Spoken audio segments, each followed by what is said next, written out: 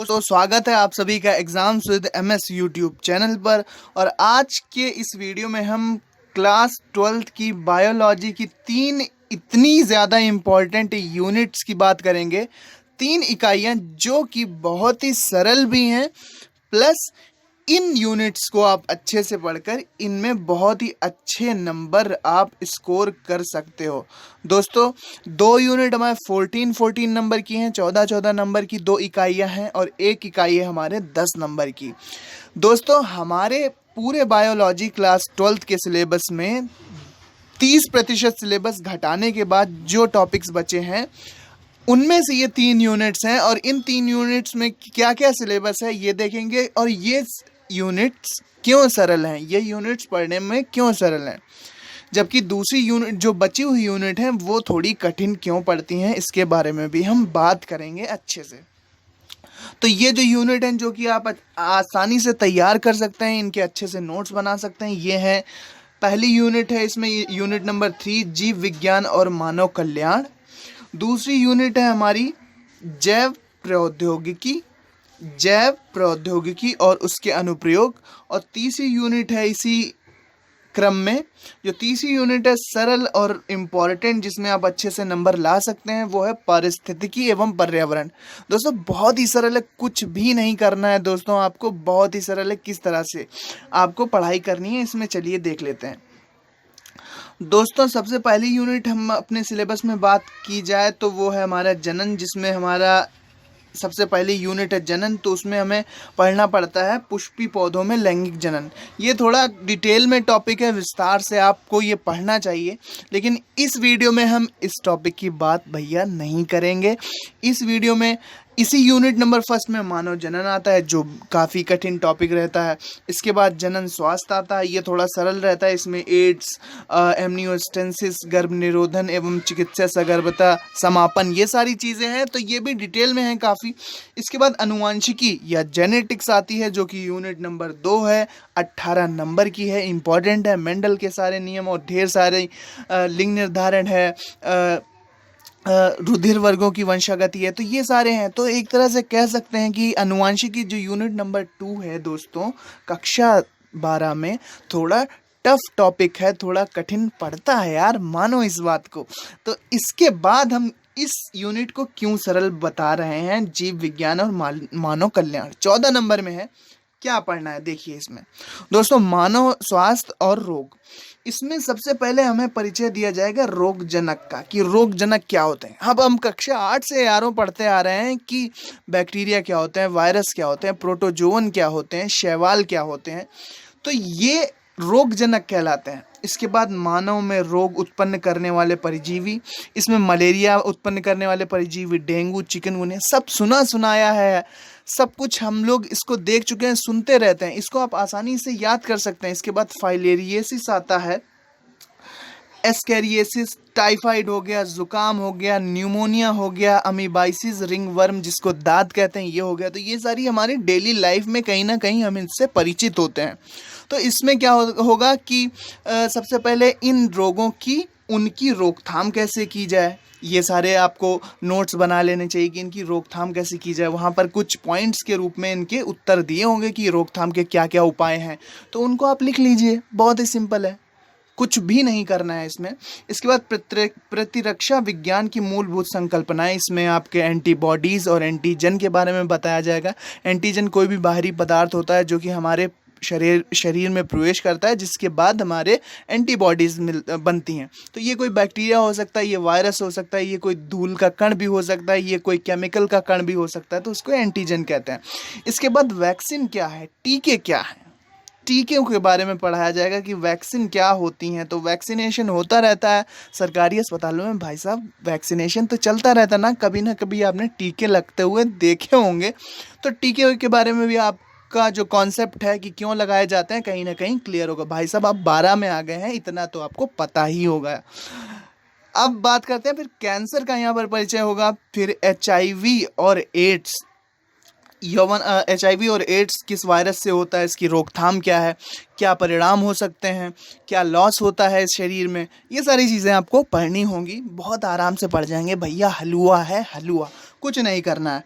इसके बाद हमारा टॉपिक है इसमें यौवनावस्था, नशीले पदार्थ, ड्रग्स और अल्कोहल का कुप्रयोग, यानी कि इनका कुप्रयोग कैसे करते हैं। बस थ्योरी है, गाथा के रूप में ये लिखा होगा। यौवनावस्था और नशीले पदार्थों में कुछ केमिकल्स होंगे जैसे मॉर्फिन, कोडीन, हेरोइन, इन सब के केमिकल स्ट्रक्चर दिए होंगे, उनका प्रभाव दिया होगा कि हमारे मस्तिष्क या हमारे शरीर को किस तरह से प्रभावित करते हैं और इनको कैसे रोका जाए, इनको कैसे हैंडल किया जाए और इनके दुष्परिणाम क्या क्या हो सकते हैं। अल्कोहल के लिए भी ऐसा ही होगा। फिर इसी में दूसरा चैप्टर है, ये भी बहुत भैया सरल है चैप्टर, इसका नाम है मानव कल्याण में सूक्ष्म जीव। इसमें क्या आता है, घरेलू खाद्य उत्पादों में औद्योगिक उत्पादन, वाहितमल उपचार, ऊर्जा उत्पादन, जैव नियंत्रक कारक के रूप में जैव उर्वरक, ये सारी चीज़ें आती हैं जो बायो फर्टिलाइजर्स होते हैं, उन्हीं को हम जैव उर्वरक कह सकते हैं। बायो फर्टिलाइजर्स जो गोबर, कूड़ा करकट, सब्जी के छिलके, इस प्रकार से जो खाद बनाई जाती है तो वो एक तरह से जैव उत्प्रेरक है, क्योंकि वो कृत्रिम रूप से फर्टिलाइज़र नहीं बनाई गई है जो कि फैक्ट्रीज़ में फर्टिलाइज़र बनती है। ये फर्टिलाइज़र बनाई गई है नेचुरली तरीके से। तो ये सारी चीज़ें हैं, बहुत ही आसान होने वाली हैं आपके लिए इस यूनिट में। 14 नंबर की यूनिट है, लूट लो इस यूनिट को, बहुत ही आराम के साथ आप कर सकते हैं ये। फिर हमारी यूनिट नंबर 4, जैव प्रौद्योगिकी, बायोटेक्नोलॉजी। सरल बताया है, मानता हूँ दोस्तों कुछ कठिन है ये, मानते हैं भैया, सब मानते हैं।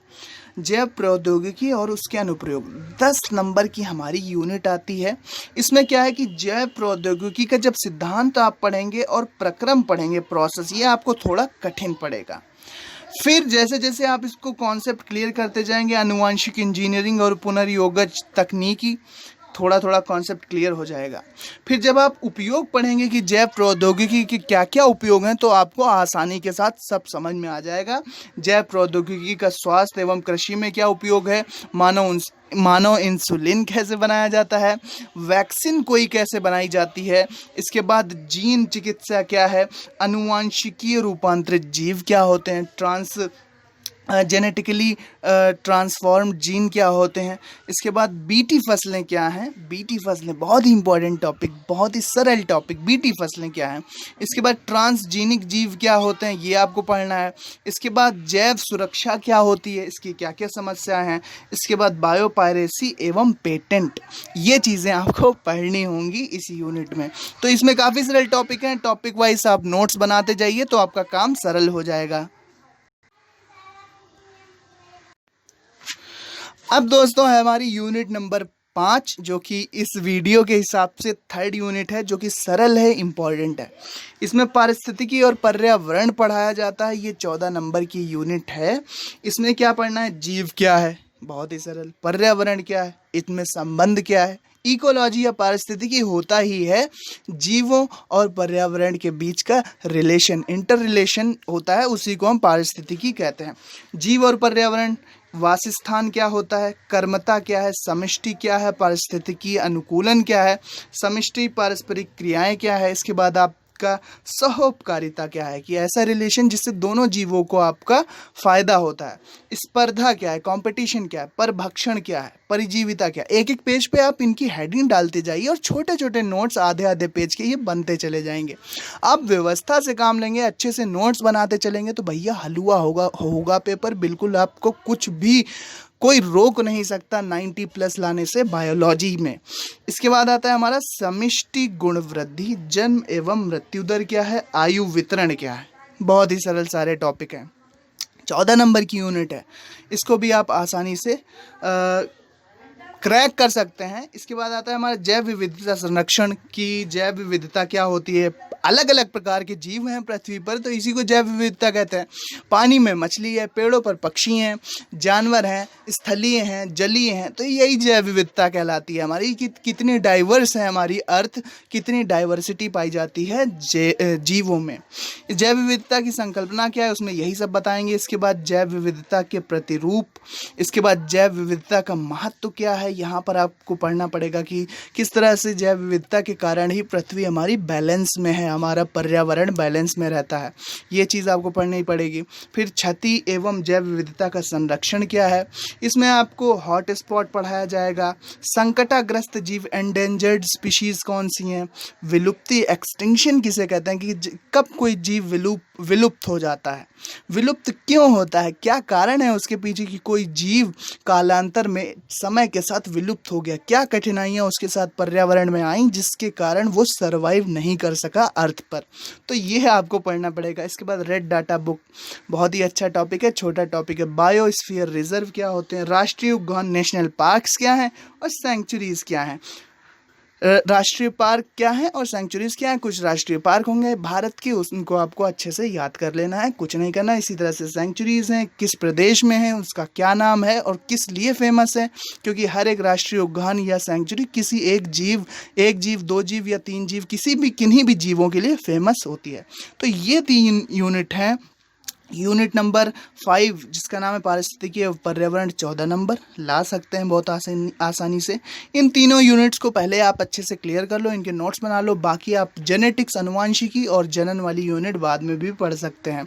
इसके बाद जैव प्रौद्योगिकी और उनके अनुप्रयोग, जब आप छोटे चैप्टर से शुरू करेंगे तो आसानी से आप उसको हैंडल कर लेंगे। मेरा ऐसा मानना है, मैं ऐसा ही करता था कि छोटे चैप्टर्स मुझे अच्छे लगते हैं, आज भी मैं छोटे चैप्टर्स ही पहले ख़त्म करता हूँ। तो छोटे चैप्टर्स के नोट्स जब आप बनाते हैं तो आपको अच्छा लगता है कि मेरा ये चैप्टर निपट गया है, इसके नोट्स तैयार हैं, अब हम इसका रिवीजन कर सकते हैं। बड़ी यूनिट को भी आप 2 भागों में डिवाइड कर सकते हैं, तो उसके भी आप नोट्स इसी प्रकार से बना सकते हैं। और जो पहली यूनिट थी इस वीडियो की, जीव विज्ञान और मानव कल्याण 14 नंबर की, तो टोटल 14 28 प्लस 10 38 नंबर 3 यूनिट से आपको मिल जाएंगे। अच्छे से तैयार करेंगे तो आपके 34-35 या मान सकते हैं हम बहुत कोई ख़तरनाक एग्जामिनर साहब हुए तो वो 30 नंबर तो आपको देंगे ही देंगे, 30-32 तो आप 38 में आराम से ले आएंगे। सो गाइज़ ये था हमारे पूरे वीडियो में, उम्मीद करते हैं वीडियो आपको अच्छी लगी होगी। So guys thanks for watching, channel को सब्सक्राइब कीजिए इसी प्रकार के इंपॉर्टेंट वीडियोज़ के लिए। Thanks for watching and listening me, and good luck for your future. Thank you and bye bye.